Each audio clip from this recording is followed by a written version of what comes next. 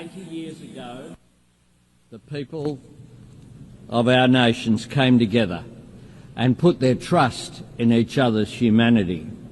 An act of faith all the more extraordinary when we recall the devastation that still gripped the world.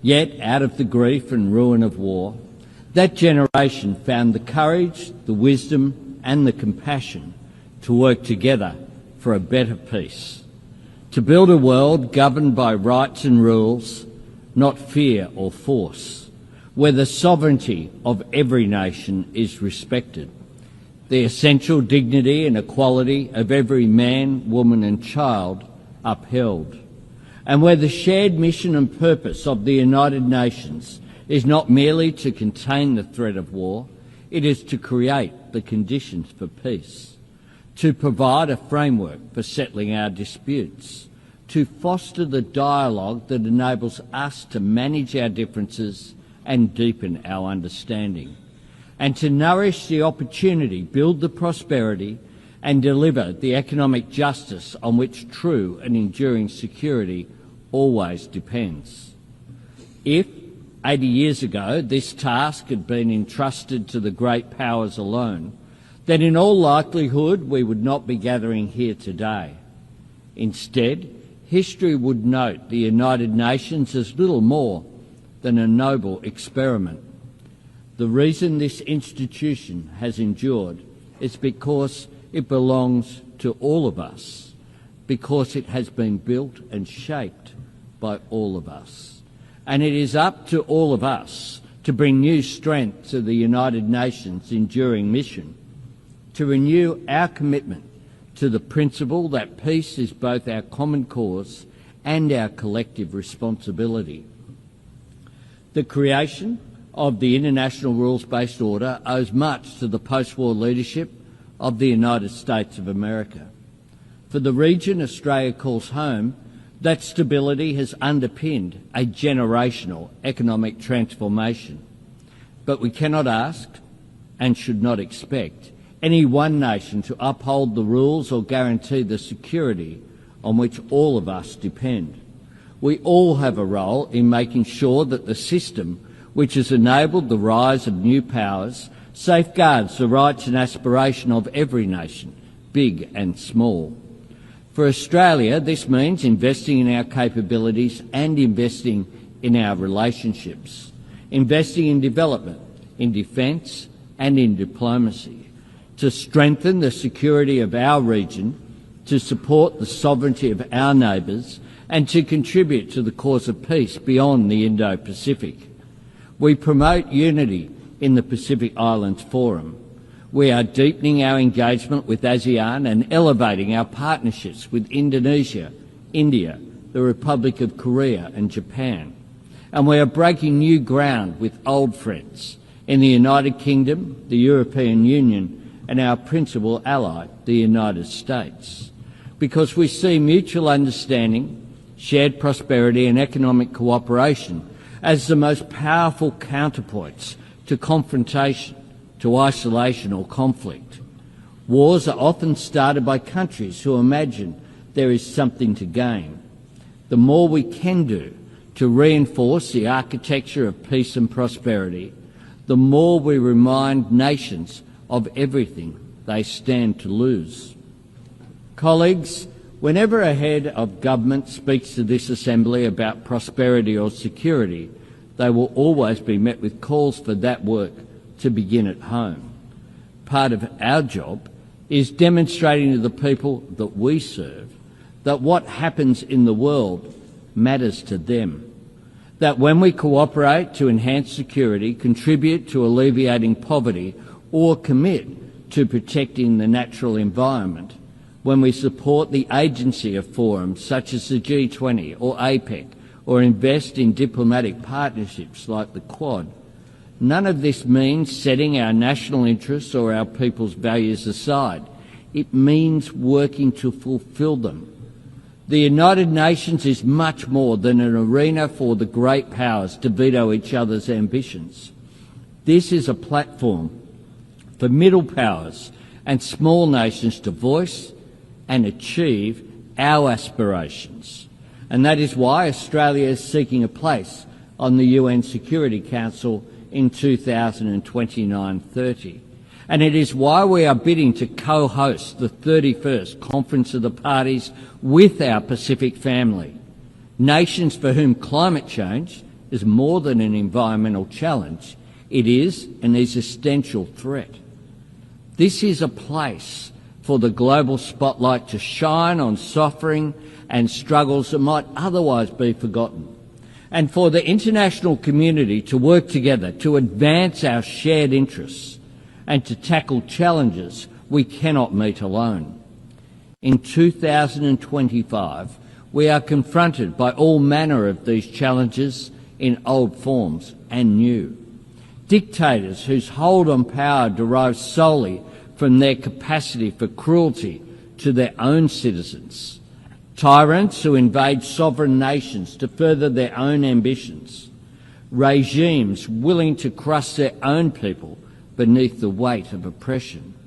Autocracies deploying new technology to undermine our trust in democracy, institutions and each other.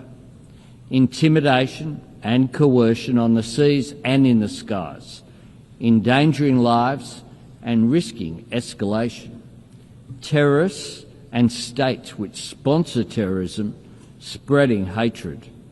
And if ever we had the luxury of imagining that breaches of international law were not our concern, or that conflict and turmoil in another part of the world could not affect us, those days are long gone. Just last month, Australian security agencies confirmed that the Iranian regime orchestrated the firebombing of a synagogue in Melbourne and a Jewish restaurant in Sydney. Criminal acts of cowardice aimed at spreading fear. We expelled the Iranian ambassador from Australia, the first time since the Second World War that our country has taken such a step. And here at the United Nations, we repeat to the world, there is no place for anti-Semitism. Colleagues, it is not the Australian way to try and impose our values on other nations. But when we deal with the world, we bring our values with us, and we strive to back our words with actions. Australia helped to draft the United Nations Charter, and we were part of the first peacekeeping operation under UN authority, proudly supporting independence for Indonesia. As an economy engaged in the fastest growing region of the world in human history, Australia champions the benefits of free and fair trade, and we work to strengthen it by advocating for working people to share in the prosperity that trade creates through better wages, safer workplaces and the elimination of exploitation and modern slavery, and by supporting the security of communications and maritime travel that make trade possible through the United Nations Convention on the Law of the Sea, including in our region and the South China Sea. And as a proud member of the Pacific family, as a continent home to some of the greatest natural treasures on the planet, and as a nation blessed with the traditional resources, critical minerals, skills and sunlight and space to power the global shift to net zero, Australia is acting to meet the environmental challenge of climate change while working to seize and share the economic opportunities of renewable energy. We will meet our 2030 target of 43% emissions reduction on 2005 levels. And last week, we set our target for 2035, cutting emissions by 62 to 70%. We are honouring our commitment to the Paris Agreement and its goal of keeping global temperatures below dangerous levels. Our target is ambitious, but importantly, it is achievable. And more than anything else, Australia's embrace of clean, renewable energy will get us there. Clean energy can carry the world beyond the false choice between economic growth and environmental responsibility, because clean energy enables the rapidly growing economies of the Indo-Pacific to industrialise and decarbonise at the same time, and to continue lifting their people's living standards while lowering their nation's emissions. Colleagues, as one of the world's oldest democracies, and one of the first where women could vote in elections and stand for Parliament, Australia knows societies and economies are stronger when they draw on the talents of all of their citizens. Indeed, it was a great Australian, Jessie Street, one of just 8 women among the 850 delegates who gathered in San Francisco in 1945, who insisted that the UN Charter makes specific mention of sexual discrimination. Because, she said, where the rules are silent, women are not usually considered. That is why Australia proudly works to promote education, economic opportunity and empowerment for women and girls around the world. As the home of the world's oldest continuous culture, we honour the knowledge and resilience of Indigenous people everywhere. And as a country strengthened and enriched by the hard work and aspiration of people drawn from every faith and tradition on earth, we stand against discrimination and prejudice everywhere. As a people who believe that kindness is an act of courage, we want to see aid workers delivering food, water and medicine to conflict zones protected. And this week, Australia and our partners launched the Declaration for the Protection of Humanitarian Personnel. And I thank the more than 100 nations that have already endorsed the Declaration. And as a nation that knows security depends on sovereignty, Australia stands with the courageous people of Ukraine in their struggle against Russia's illegal and immoral invasion. We share the resolve of every member of the Coalition of the Willing to secure peace on Ukraine's terms. It is the nature of the world the United Nations serves that this institution is constantly tested. In times of global uncertainty, there are no easy days, but there are clear choices. If the United Nations steps back, we all lose ground. If we give people reason to doubt the value of cooperation, then the risk of conflict becomes the default option, which grows. If we allow any nation to imagine itself outside the rules or above them, then the sovereignty of every nation is eroded. If we resign ourselves to the idea that war is inevitable, or relegate ourselves to the status of disinterested bystanders, if our only response to every crisis is to insist that there is nothing we can do, then we risk being trusted with nothing. We risk a world where dialogue and diplomacy are viewed as a dead end, rather than the vital road to understanding, where cooperation to meet new challenges facing humanity yields to old differences of race or faith or ethnicity, and where people beset by conflict, poverty or inequality come to look on this assembly as little more than a final resting place for good intentions. All of us, proud to belong to this institution, understand that this is not the case. But knowing that or saying it is not enough. We have to prove it, not by pointing to longevity or appealing to history, but by reforming the United Nations so that it can serve us better in the present, and by working together to shape the future.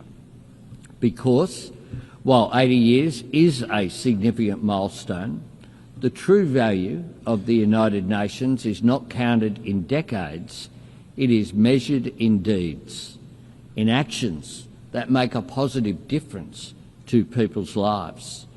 That is how the UN proves its worth and makes its case, by delivering food to villages in the grip of famine, by providing vaccines that spare families from disease, by bringing clean water to a community on the brink, by helping countries break the shackles of poverty, by liberating children from exploitation or abuse, by guarding against the spread of nuclear weapons and working for a world free of nuclear weapons, by demonstrating that the principles on which the United Nations was founded still hold life and weight and meaning and hope for the people who need them most. And nowhere is that task more urgent than the Middle East.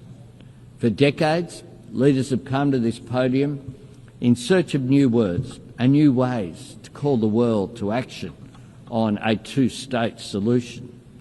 Today I look to words that Australia helped write 80 years ago.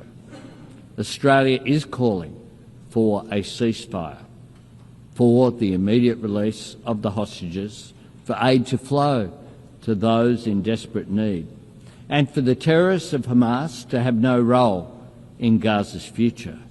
And this week, Australia recognised the state of Palestine because, to quote from the Charter, that forms the very foundations of this institution and reflects the very best of its idealism. We are determined, quote, to save succeeding generations from the scourge of war, to reaffirm faith in fundamental human rights, to promote social progress and better standards of life in larger freedom, and for these ends to practice tolerance and live together in peace with one another as good neighbours. That was right 80 years ago and it's right today.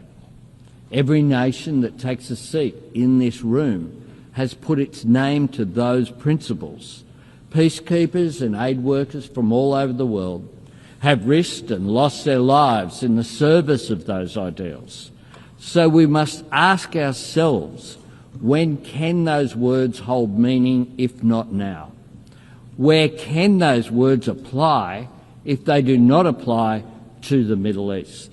And what can we, the members of the United Nations, say we stand for if we cannot say we stand for this?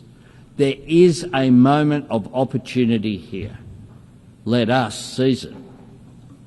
Colleagues, in the early days of this Assembly, Papua New Guinea was considered an Australian territory. And last week, that proud nation celebrated the 50th anniversary of its independence. And soon, Australia's nearest neighbour will become our newest ally.